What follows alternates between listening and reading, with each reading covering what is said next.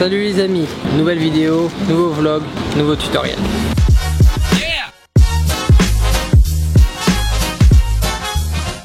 What's up Simon Cut. On se retrouve pour une nouvelle vidéo. On est à Paris avec Rebecca qui est de passage à Paris. Il vient de Montpellier City. Montpellier City, là où il fait toujours beau, toujours chaud. Voilà. Les gens sont très gentils, très aimables, très souriants. Ouais, c'est ça. Pas comme Paris. Ici quoi. Donc on est ici pour, on s'en fout, Game Center. Voilà. Après le premier volet fête de meilleures photos qui a eu pas mal de succès, j'ai eu des très bons retours. Merci à tous pour vos messages, pour vos encouragements. J'espère que vous aussi ça peut vous encourager. J'ai décidé de faire le même format sur un autre thème qui est celui de la vidéo, donc ma spécialité. Ok, j'espère que vous êtes prêts, c'est parti.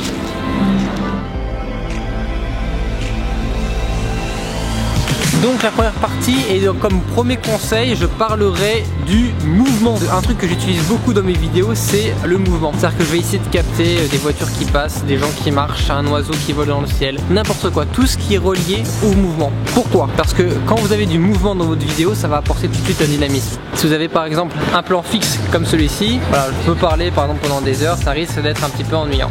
Vous vous souvenez, dans mon dernier vlog avec mon ami Maureen, on était à Place Vendôme à Paris, j'ai fait une petite partie créative au début de la vidéo où il y a un enchaînement de mouvements qui vont par exemple de gauche à droite ou de droite à gauche. Regardez.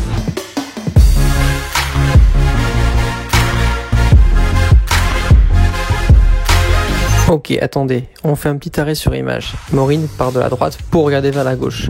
Ensuite, j'ai voulu créer un enchaînement de plans qui partent également de droite vers la gauche. Par exemple avec la statue. Le mât devant la statue part de la droite pour aller vers la gauche. Maureen devant la place Vendôme part de droite pour aller vers la gauche. La tour Eiffel, le mouvement est calculé de droite à gauche. Également dans la vue de la Défense, les immeubles se déplacent de la droite vers la gauche. C'est toujours super important de trouver une suite logique entre les enchaînements des plans. Ça va vraiment permettre de dynamiser l'image et de créer une continuité dans le mouvement. On va essayer de prendre du mouvement avec des piétons qui marchent par exemple dans un sens ou d'un autre, et on va essayer d'après de garder la même cohérence en différents plans. Plus vous zoomez dans l'image, plus ça va vous donner du dynamisme, parce que vous aurez un plan qui sera plus serré, donc une personne qui va marcher de gauche à droite va paraître d'avancer plus vite. Quand je veux donner l'illusion qu'un sujet va plus vite que la réalité, je zoome dans l'image. Ce que j'ai fait avec Maureen, j'ai utilisé juste le mouvement de la main dans les cheveux et ses yeux qui descendent. On va essayer de prendre, allez, voilà.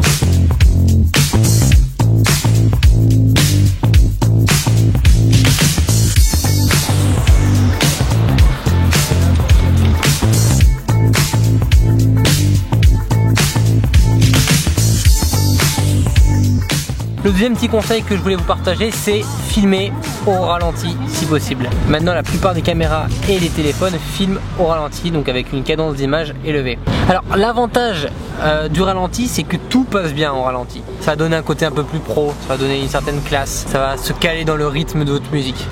Un autre point à ne pas oublier surtout et très important dans la vidéo professionnelle, c'est la stabilisation.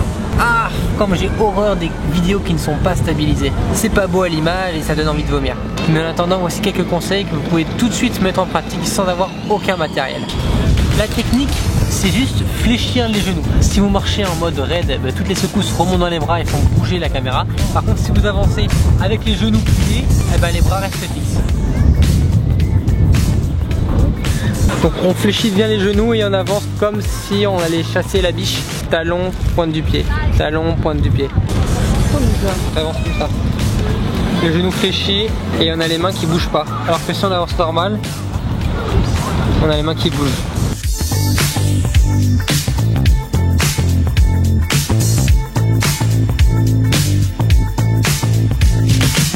Donc en quelques minutes vous avez appris quelques conseils. J'espère que ça vous aura vous aussi aidé à faire de meilleures vidéos. Dites-moi en commentaire si ça vous a aidé. Si ça vous a aidé. En tout cas, je l'espère. En attendant, vous avez les bases. À vous de jouer. Direction le parc en face de chez vous, la rue, le centre-ville, vos vacances, je m'en fiche. Réalisez, soyez créatifs. Prenez votre caméra, votre iPhone, votre caméscope, ce que vous voulez, mais juste créez et surtout éclatez-vous. On se laisse sur cette vidéo. En attendant, n'oubliez pas de rester frais, rester dynamique, mais surtout rester créatif. Non, créatif. Et on se retrouvera très prochainement pour de futures vidéos. À la prochaine les artistes, je vous aime. À la prochaine, bye.